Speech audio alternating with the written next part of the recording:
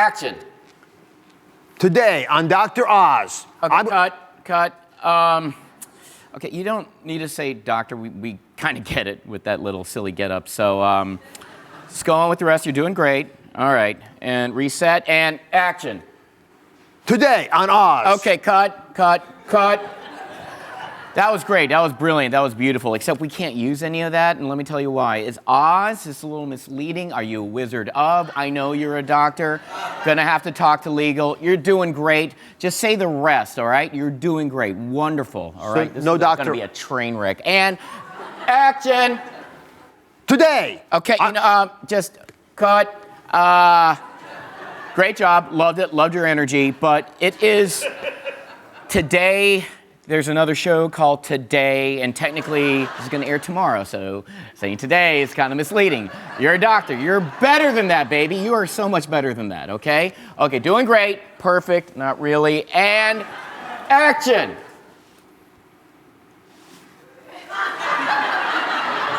Cut. Check the gate. That was amazing. That was great. Great. Guys, I think we got it. I mean, good. You are great when you don't speak at all.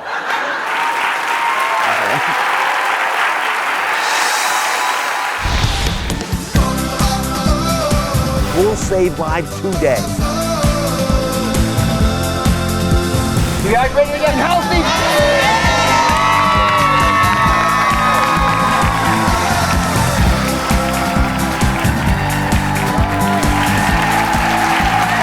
Just got a taste of what happens when you let Hangover star Ken Jeong take over the show. Sure, he's a doctor, but he also happens to be one of my favorite comedians, and he's here today with some more surprises up his sleeve. That's coming up, and we also have Real Housewife Kenya Moore, who's giving you her beauty secrets. Plus, which is healthier? Think about this: whole fat or low fat dairy.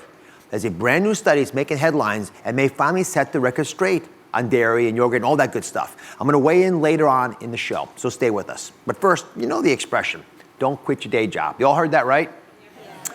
Well, it might apply to me, because yours truly recently had a guest appearance on Ken's ABC's Dr. Ken. Well, thank you for watching. It means a lot. All right, move it along. Huzzah, huzzah. He's a very busy man. He doesn't want to be bothered. Jeez, people don't respect your space, huh? Big smile. Give me your number, I'll text it to you. That's okay, thank you. Dr. Ken Park, MD. Just want to say sub.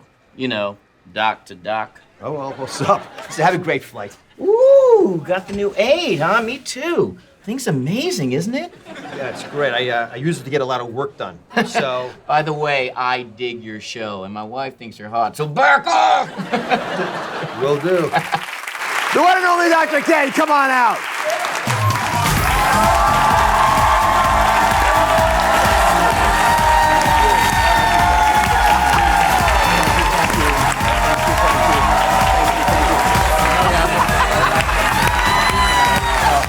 Oh, no, I'll go back down. I'll go back down.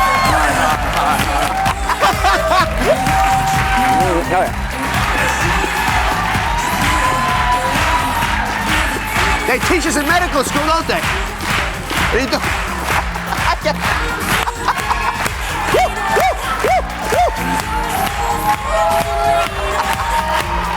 Oh my goodness, how are you? Good to see you. Oh my. How are you doing? We actually have a whole class. We have anatomy, Yes. dancing, Yes. pharmacology. Yes. So I need some honest criticism, which I know you're good at giving. As a rookie, how did I fare on Dr. Ken? You did great. Dr. Oz, acting debut on my show. And you know I would take any opportunity to insult you, Yes. but I couldn't. I ran out of insults because you were so good on the show. He came in so prepared. Seriously. So prepared. Me and my head writer, my showrunner, Mike Sikowitz, were the exec producers on the show. We looked at Oz's first take. We're like, this is going to be amazing. And so, truly, you are a fine. And honestly, I'm not just saying it because not only do I want you back on my show, but you should definitely do more acting because I think you're a really great performer. I really do. I really mean that. I really mean that. One thing that surprised me, and I'm used to sitting in my OR and working all day long. It is exhausting to make those shows. Yeah, it's a lot of hours. You know, he was a trooper. You were there for, I think, at least 3 hours. It wasn't a lot for him. It's a lot of hours for me. They whip you and they beat you. No, he was very patient and was there for about 12 hours. That's kind of a typical workday on any set. And I don't know, you're just so, we were just, and he would come up with like little improvs and ad-libs. Which they ignored, by the way. yeah. Cut them out. Oh, we cut him out. I mean, oh, that's great, Mehmet. That's great. Cut it out. It's horrible. This will never work. It's a cultural disaster. Oh, it's great. Now, did your wife really do quality control in everything you do? I do run storylines by her, and we actually, and you would relate, you can see this, that we true up some medical dialogue, or actually kind of find medical dialogue in the show that maybe I don't need to go too specific with. Let's say if you're doing like a Holter monitor and referencing like a PVC thing, we'll just kind of, we'll add a little sprinkle of that just to give that visceral feel of authenticity, this is a doctor, a guy who used to be a doctor doing a show. So she's actually the medical expert on the show, 'cause she's a doctor. She's one of them, unofficially. I do have one of my old buddies who is a physician, still is, and he is our medical consultant on the show. Yeah, because you passed. I mean, I asked you. Oh, please. And you're like, no, you can't pay me enough. Can't pay me enough. When we come back, more with Ken Jeong.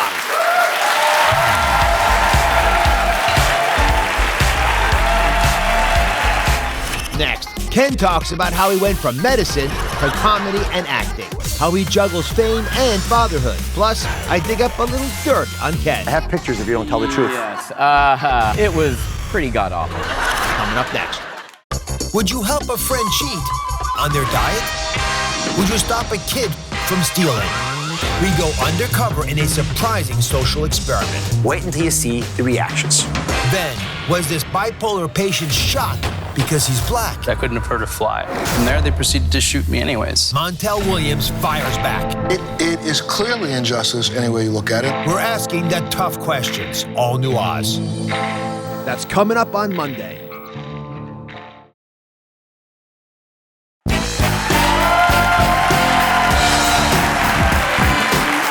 I'm back with Ken Jeong from his hit show, Dr. Ken. So I wanted to understand how this all came to be. And I know the big story, but there's probably a moment where you realize, I can actually entertain people. I was busy juggling books. Right. You're juggling comedy sketches. Yeah, I was kind of doing, when I was in college, I did do some theater in college when I was at Duke, and I wanted to, there wasn't like, I did think I had potential as an actor, but I honestly didn't know that if I could succeed doing that. If I'm like short little Asian man, I don't know if that's like a Hollywood ideal kind of thing. And I was realistic about it. But I love performing, so I would do stand-up comedy on the side. That was like my golf. So even in med school, I would go to, I was in med school at University of North Carolina, School of Medicine, and I would go to a bar in Raleigh, North Carolina, once a month and do open mic nights there.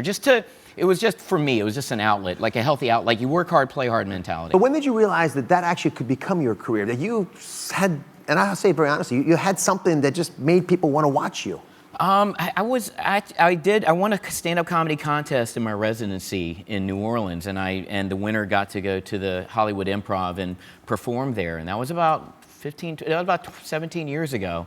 And so I actually went out to Hollywood and actually at the Improv and did a couple of sets and the Laugh Factory as well. And in fact, this week's show coming up is where Ken, my character, tries stand-up comedy for the first time at the Laugh Factory. So you see a lot of art imitating life in the season finale of Dr. Ken, and it's so real that it kind of confused me a little bit because I really felt like I was talking to my wife in real life, and my wife was very supportive of me doing it full time as well. She's a physician as well, so I've been very blessed. I've been, I have an amazing support group, and I don't know, I've just been beyond blessed. So and really blessed knowing you, and he's a cool dude. I love this guy, man.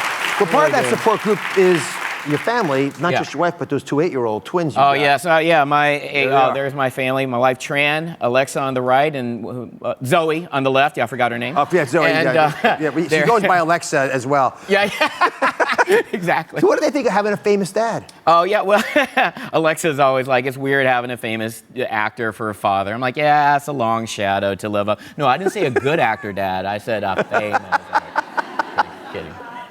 And you love being a father? I do. I mean, that's the one thing is, the show is based on my belief system as a family, and I do believe, my wife is my best friend, and I love you know, I just love being with my kids and watching them grow up right now. They're about to turn 9 like in a month, and we're all going to go to Disney World in Florida. None of us have ever been to Florida. We've been to Disneyland all the time. So we're going to do a family trip. And so instead of a birthday party, they just want to spend time, you know, with me and Tran, my wife, to go to Disney World together. Kids make you laugh a lot? They make me laugh a lot. In fact, one of my daughters, Zoe, was in a music video with me. I did a cameo on a friend's music video. Her name is Laura Morano, and she's a singer and amazing, and she's a friend of ours, and so she wanted me and Zoe in this video. So when I was going through my formative years, I played sports. I was all about catching a football or throwing a baseball. I understand you did theater. Yeah. You alluded to. Yeah. And again, one of the beautiful things about being on your set is I got to dig up a lot of dirt on you. Oh dear. Which was special, unique. We can cut this part out, right? No, this is for sure going to be in there. Okay. And you apparently won an award, which they were very cryptic about, very secretive. Okay. What was this high school award you won? Oh yes, I was in. I have pictures if you don't tell the truth. Yes. There was a mock male beauty pageant called Mr. Buccaneer, and Mr. Buccaneer. Mr. Buccaneer. It was like I was a nerd, but I was a popular nerd in high school. So look at me. Oh, there's one of them. No. That's him with his shirt on. That is. Oh. God, I think I was arrested for that look. Yeah, I did this mock male beauty pageant, and I posed like Hulk Hogan, and or like Arnold Schwarzenegger, Hans and Franz in a Speedo. It was pretty god awful. Yeah, it was, but it was funny, and a lot of people laughed, and actually I don't think I won it. I think I was like first runner up in the thing, but I was a people's champ. You know? Someone did it better than you. So I got you a little gift that I thought you'd appreciate. This is please stand if you don't mind. Oh. This is your own. Stop. I designed this with your wife and Mr. Buccaneer. So let me see the pose. I'm going to try to copy it.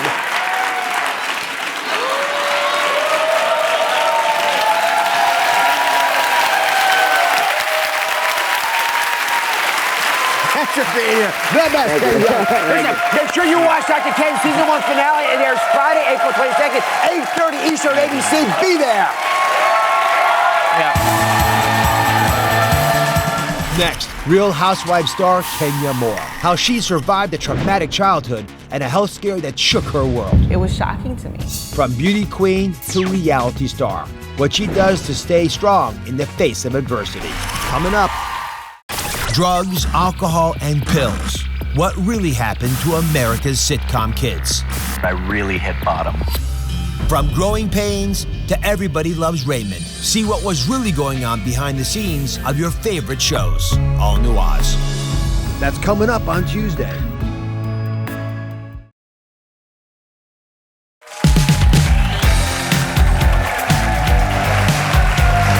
Today's show is all about secrets, and we have a Real Housewife of Atlanta here that's spilling some of hers. From overcoming challenges in her childhood to the health scare that rocked her world. She's a former beauty queen who's turned into what some people consider a reality show mean girl. Housewives of Atlanta, Kenya Moore.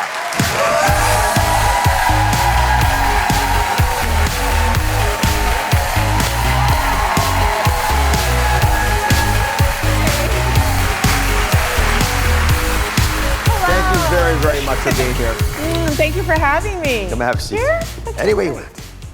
So good to have you on the set. It's so good to be here. I'm such a fan. I just want to let you know I've always been a fan, and I just respect you so much. Well, you're very kind, Kenya. I appreciate it. It's very kind of you. So I see two Kenyas.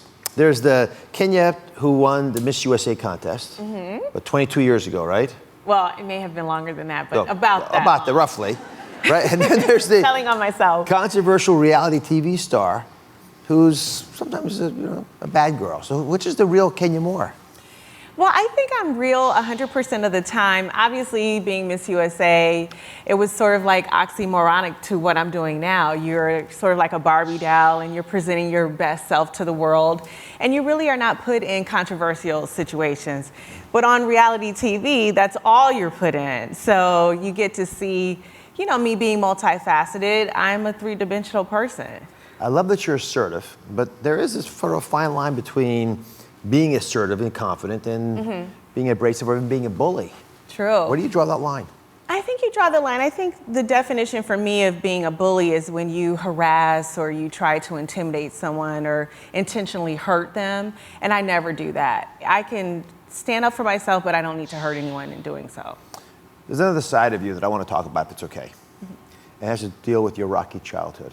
You can go in deep into it as you desire, but I think it's hard to understand your success, understand you, without getting past that. Yes. Well, I was born to two teenage parents. They were 15 and 16 years old in a time in the 70s where it was not accepted for a child to be born out of wedlock. So my mother wanted to give me up for adoption. And I had the kindest grandmother and my father's mother there could ever be. And she begged my mother to let her have me. So at 3 days old, I was given to my grandmother to raise me, but I was never allowed to visit my mother's family or even to know them. And years later when I was put in positions where I was in the presence of my mother, but she chose to intentionally pretty much pretend that I wasn't in the room. So there would be family gatherings and I would be sitting in one corner and she might be 3 feet away from me, and she did not acknowledge my presence in the room, and that was my whole life. And to this day, I've only spoken to my mother once, and that was at her father's funeral several years ago. And that was the first time she's ever acknowledged that I was in her presence. So What did she say? Hello, that's it. Just hello. But for me, that was monumental because she had never even acknowledged I was born, or I existed, or I was 3 feet away from her. So to hear her say hello, it was shocking to me. First of all, I love how honest you are about this, and I know it is difficult. It's amazing to me that you become Miss USA, have all the great success even since then, even with that much pain in your heart. What do you say to all the folks watching right now, the women who are feeling a similar sense of abandonment? I think a lot of women have abandonment issues, whether it's from their fathers or their mothers. And I think for me, I had to start with forgiveness. I had to not only forgive my mother for the treatment that I've received from her my entire life, but I had to forgive myself. I can't take the position of I'm judging her because I don't really know her entire story. And for me to forgive her and to forgive myself, I'm releasing myself from that bondage. So I would say to the women out there, forgive yourself. Forgive the person that you feel abandoned you. And you just have to be positive in your life. From there, you can create the world that you want. If you want love in your life, you be the love in someone else's life. If you want a better job or if you want better relationships with people, you can speak it into existence, and the laws of the universe will work for you. So, you obviously didn't have modeling to be a mother. No. Well, my grandmother. Your grandmother? Yes. Do you want to be a mother yourself? Absolutely. Yes. Are you working on it? I am working on it. I am, yes. I think you'd be a great mother. You have Thank so you. much insight. Thank you. You don't get, there's no trial run. You got to sort of figure it out as you go, but you've worked on it a lot. Yeah, it's something that I dream about right now. I'm obsessed with it. I've had a puppy baby. It started It's a little small, different. A little different. But I'm working on undergoing in vitro in the next few months. So I hope to be a mother in a few months. That would be so wonderful. Thank You had a big cancer scare, a Yes. breast cancer scare that you were very open about. You actually televised when you heard whether it was cancer or not. you. Yes. And it was when I received the news. So I honestly, when I went into the doctor's office, who was absolutely amazing, by the way, I didn't know the results. And from our conversations, she really thought that all the benchmarks pointed to it being a positive. Yeah. So I was really terrified. But I thought it was necessary for me to have that honesty, especially on television, because if I can go through it and be brave, I think I can encourage other women to be brave and get tested. And early detection is what really saves lives. And are you doing okay? I I'm cancer-free, yes. Cancer-free. Yes. Now, you're not just cancer-free. Yeah. I mentioned that 22 years ago, I only bring it up again for, I'm actually going to brag on you here. Okay. This is a picture of a Kenya 20 years ago winning Miss USA. Look at this picture, guys. I mean, identical. You haven't changed at all. Thank you. Now, I'm not going to actually go through this, but when we come back, the beauty secrets that only Miss USA would know, how to stay looking the same agelessly as you go through life. We'll be right back.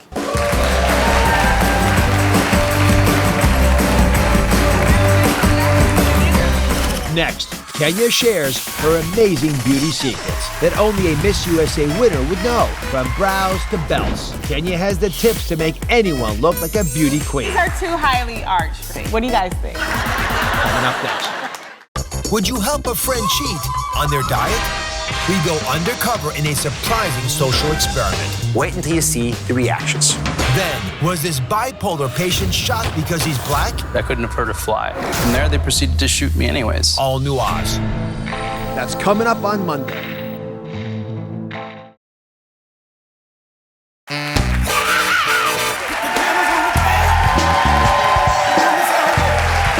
I'm back with Real Housewives of Atlanta star Kenya Moore. She's sharing her beauty secrets that only a Miss USA would know. And the first beauty secret is to create an eyebrow arch for an instant facelift. No knife, huh? No knife. I believe in the natural technique until all else fails. I do appreciate that you're transparent about that also. Until all else fails, try this. All right. So we all know that the eyebrows sort of frame your face. If your eyebrows are droopy or straight, it brings your face down and closed, which gives you an aged look. If you lift your eyebrows up simply by just arching your eyebrow, you'll open your eyes and it'll actually make you look 5 to 10 years younger. So these little kits actually are sort of like a template for an eyebrow. And you can find these at any drugstore. And what you do is you take whichever one would be more suitable for your natural eyebrow and you place it onto your eyebrow and you can fill it in with just a regular eye pencil. That's simple. That's simple. All right, so I wanted to test it out. We asked Judy, who's in our audience, to come play with us a little bit. Before the show, I'm going to turn you around in 1 second. Oh, well, you'll let you see for yourself. She wanted to undergo the knife. I have hair. Then you heard Kenya's desire to help you avoid that till all else is done. So here's a photo of Judy from before the show. There she is. And here, are you ready to see her yourself? Are you ready, Judy? Yes. And spin her around. Oh my God! Wow! Look at there. Look at that camera. Yes. I can't believe it. That looks fabulous. You It look looks beautiful. Really, really good. I never had eyebrows before. Now I do. Looks great. Okay? And I would recommend this. I'm in bridal, and I think brides would do great with this. Yeah. With bridal. It looks great. It looks great on you. It looks great. You have some ideas for me, because here's the problem. Judy has a natural, gestalt of what to do with her eyebrows. I Yes. don't, because I'm a guy. Yes. So how do I know what eyebrows I need? Well, you go by your natural brow, and I'm thinking maybe the unibrow? What do you think? No, that doesn't work. Not so much. Okay. I look like a Neanderthal with the I unibrow. think something a little more, you have a very nice full brow. People pay a lot of money to get brows like this. So I think maybe something like this. A little bit? Like a little that? bit more natural? I think that. These are too highly arched for you, I think. What do you guys think? No. Are you kidding? Who would ever use that? That wouldn't work on Judy either. Here, to make it easy, I have an eyebrow chart. We're going to put up on DrOz.com. Take a look at this thing. See there? You have to identify the face shape you have. Are you round, or you heart, oval, or square? I think I'm probably a heart. You think I'm heart? I think you're more square, I think. You have more a nice, really strong jawline. All right, so now that I know I'm a square, I can pick the right eyebrow. You all have to do the same thing. We'll put it up there so you can then match yourself and people can play with your eyebrows. Yes. All right, you got one more tip for us. Lots of fun. Yes. The next secret that only Miss USA would know, in fact, is you have to wear a belt at dinner. Yes. For all your meals. Now, a lot of people don't know, I am actually a foodie. I love You are? food. Yes, I kind of work out to Make up for it. to eat whatever I want. But sometimes, if you know you're going to a big dinner like Thanksgiving or Christmas, you know there's going to be a lot of delicious food there, and you want to be able to control yourself. So the trick that I use is I take a belt and you kind of tighten it pretty tight, so it acts like a waist cincher or sort of a corset, and it keeps you from overeating, because once your stomach starts to expand, if you feel a little uncomfortable because the tension is there, you know it's time to put down your fork. So it kind of acts like an alarm for your stomach. You know, I have really enjoyed having you on. Yes, I have enjoyed being here. And I think that you're going to be a fabulous mother. The baby will not only be beautiful on the outside, but will be beautiful on the inside with all the leadership you're going to give her. So thank you so much, good luck Dr. to you. Oz. Kenya's got a fantastic new hair care line. It's called More Hair. It's available now. You can also check out the season 8 of The Real Housewives of Atlanta on video on demand. Be right back.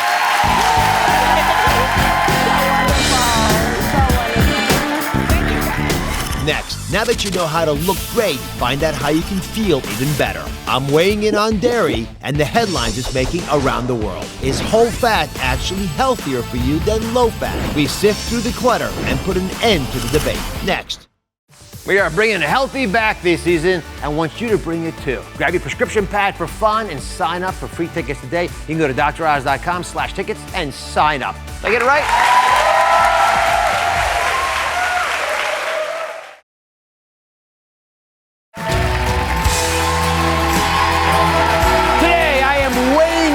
On dairy. Now, we've known for some time that fat has a place in our diet, and that's raised a lot of questions, including which is healthier, whole fat or low fat.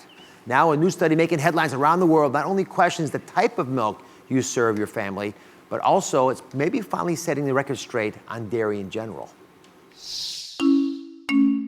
3 servings a day. The government says that's how much low or fat-free dairy you should consume every day. It's been the official recommendation since 1985, when the USDA made the switch to low-fat dairy as a means of managing fat intake. Since then, fat-free dairy has been filling and flying off supermarket shelves. There's low and no-fat versions of milk, cheese, ice cream, even fat-free half and half. The fat-free trend first took root in the 1970s when a controversial government commission touted a low-fat diet as the best way to tackle heart disease and shed pounds. Now, 2 new landmark studies suggest people consuming full-fat dairy actually weigh less than their low and no-fat counterparts and have lower risk for diabetes. But with controversy still surrounding saturated fat, the kind found in full-fat dairy, what percentage should you be pouring? Joining us is a world expert in this field, Dr. David Katz, preventive medicine expert at Yale and founder of the True Health Initiative. He's published, I think, Kelly, more than 200 research papers, 15 books on nutrition, lifestyle, and health. So I went to you, the expert on this. Why has this study had such an impact on our field?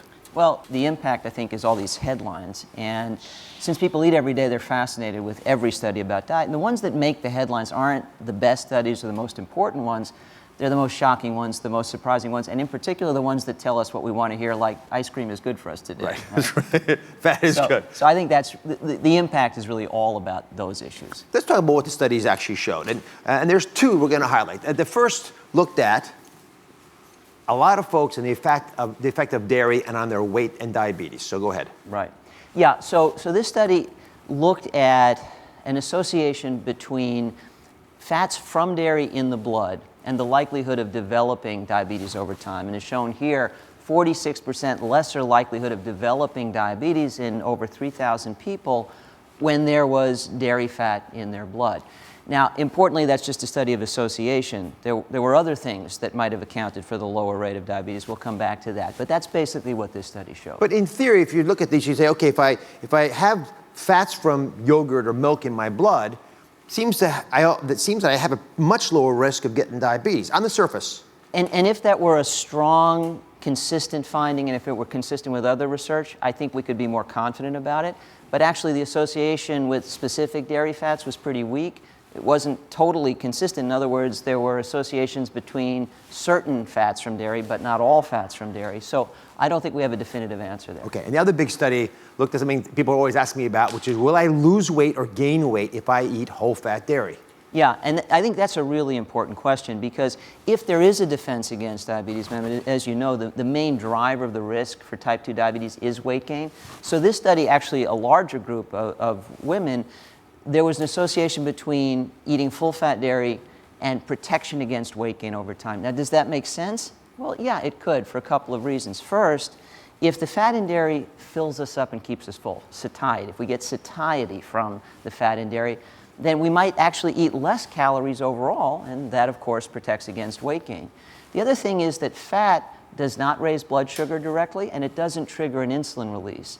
And it's the rise in blood sugar and the release of insulin that causes fat to accumulate around the middle, and that's the fat that increases the risk for diabetes in particular. So there may be protection because of satiety, that lasting feeling of fullness, and there may be some protection because you're pushing out of your diet sugar and refined starch calories that do have an effect on blood sugar and insulin levels. Come on over here. Let's draw some pictures here for everybody. Maybe this might help you understand how Dr. Katz is interpreting what we're seeing. So let's say you have skim milk, all right?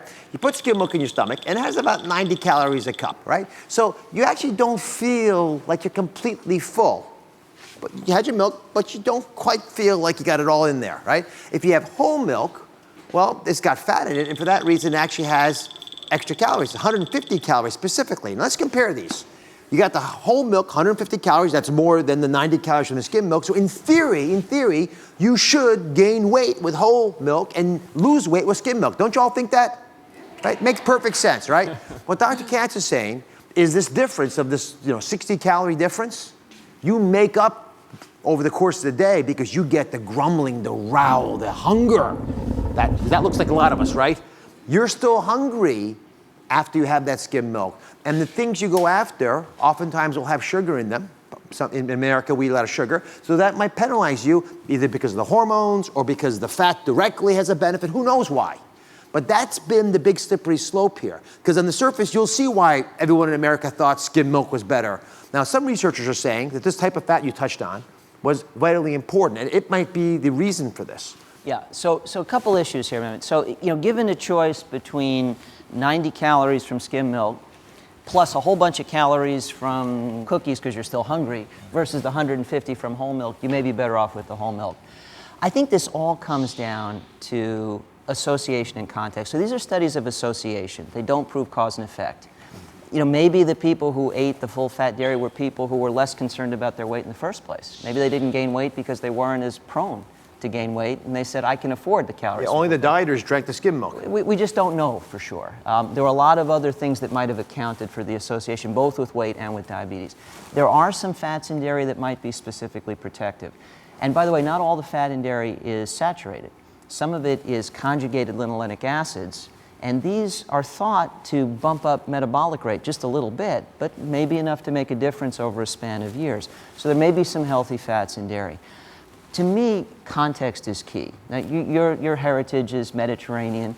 There are a lot of healthy fats in the Mediterranean diet. You get them from nuts and seeds, olive, avocado, fish, seafood.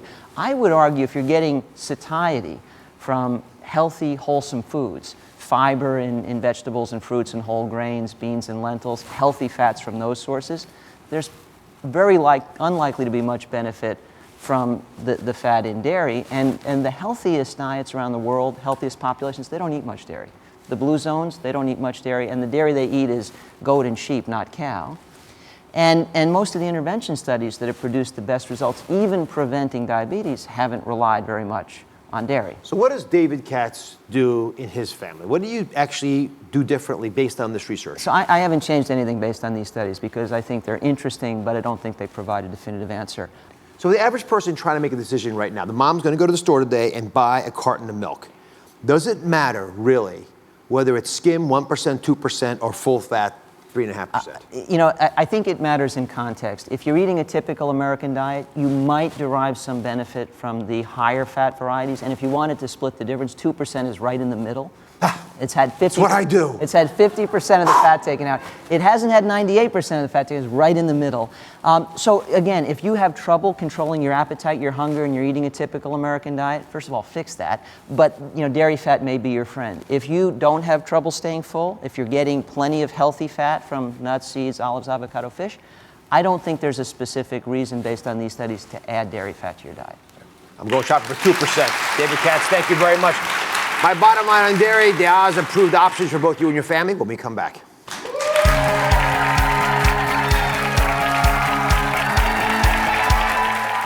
Coming up next, Should adults have dairy or is it just for kids? Find out the healthiest choices for any age. They provide protein, calcium, vitamin D. These are nutrients that most people don't get enough of. Plus, the 2 rules to follow when shopping for milk. Coming up next. This May on Dr. Oz, the truth comes out. The biggest food truths exposed. The biggest weight loss trends in America. Waist training disasters you have to see to believe. And botched surgery. This May on Dr. Oz.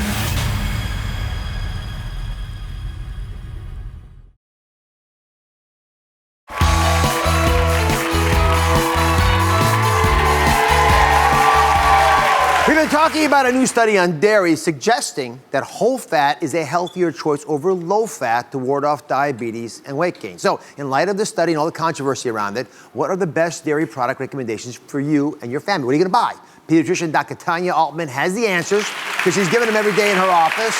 So first off, there's been a lot of controversy about whether adults should have any dairy at all. So what do you tell your patients and their parents? So I talk to the parents as much about nutrition as I do the kids. And dairy products are important for all ages. They provide protein, calcium, vitamin D. These are nutrients that most people don't get enough of.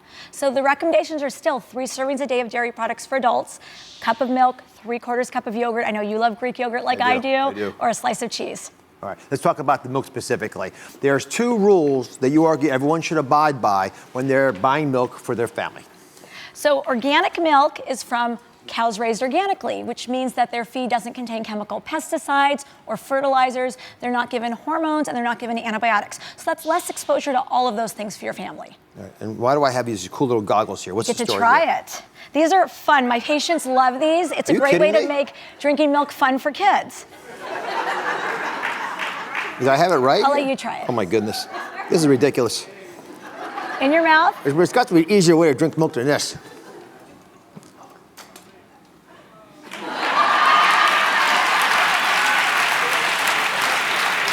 Wouldn't all kids love drinking milk through fun straws? They would. They would. I got to say, I'd rather use these little curly Q things, though.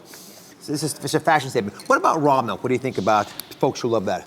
So, raw milk has become trendy because some people perceive it as being less processed, but the process of pasteurization, the heating milk to kill bacteria, is actually important, especially when you have kids and pregnant women drinking the milk, because you want to make sure there's no dangerous bacteria. Then there's the other end of the spectrum, these ultra-pasteurized milks. They never seem to go bad. Right, ultra-pasteurized milk can last in the refrigerator for a lot longer, and in my house, I buy 3 types of milk.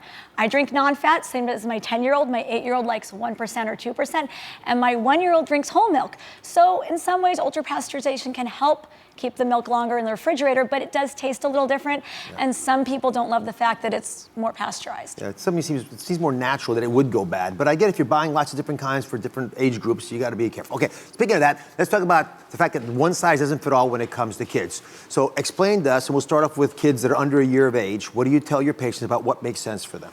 So under 1 year of age, kids cannot drink regular cow's milk because they can't really absorb it. It doesn't have all the important nutrients they need at that age specifically.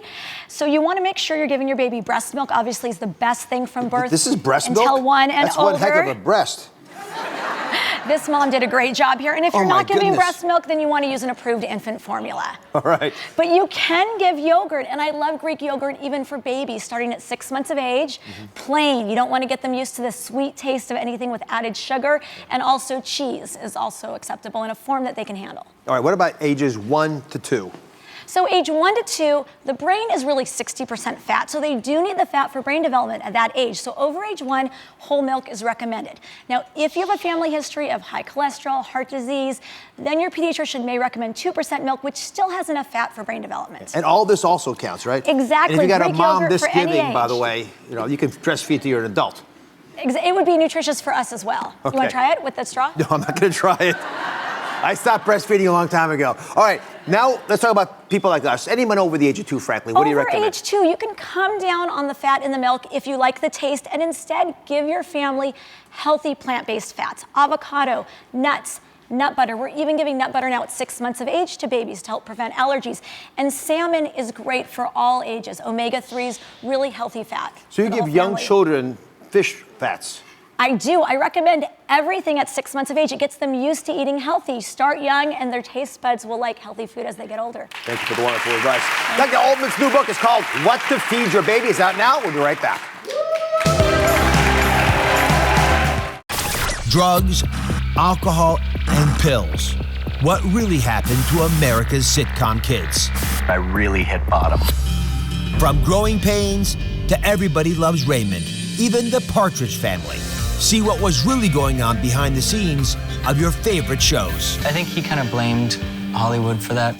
The breakdowns, blackouts, and breakthroughs. All New Oz. That's coming up on Tuesday.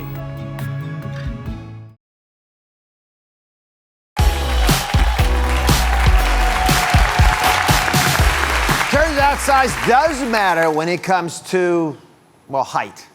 It matters for height and lots of other things, maybe, because new research says a height difference can be a key to a happy relationship. Who would have thought? So let me see. Put your hands up if you're couples. All the couples, put your hands up. There are quite a few. Who's got a big difference? You guys look like you have a big difference. Hi, what's your name? Kim. Kim and? Marcus. Marcus. Can you stand? Oh, my goodness. That's a big difference.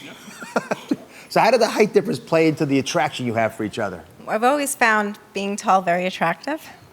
How tall are you? Yeah, 5'4". 5'4". He's 6'3", so about a foot. Oh, my goodness. And what did you think with the foot difference? Oh, it's perfect. I like women that like tall men. Has it ever posed a challenge in your relationship? Usually in the bed, she's small. Even though she's small, she occupies a lot of space. So that's the only challenge. I thought you were in a different direction. No. Whoa! God. She always told me to move over. Did you see the look Kim gave Marcus? That was to die for. It would have killed him, actually, if he kept going. Well, thank you very much. Listen, it makes a lot of sense. Researchers argue because opposites do attract. My wife and I also have a big height difference. This is our wedding picture, actually. You can see I've shrunk since then, but it was almost not quite a foot, but getting close. Right. So who disagrees? The couples who think you should be similar in height. Come up here. Go on, stand if you don't mind. You got to prove what you're saying. Oh my goodness, you're exactly the same height. Yeah, well, I have on heels, so I have to be careful sometimes. I might be taller than him. So you like having the same height? I do. Works fine. It works fine? Yeah, it's fine. How about you can make the bed comment Marcus is making again? Yeah, no, everything's good there. Guys, thank you very much. Remember, happy and healthy starts at home. See you next time.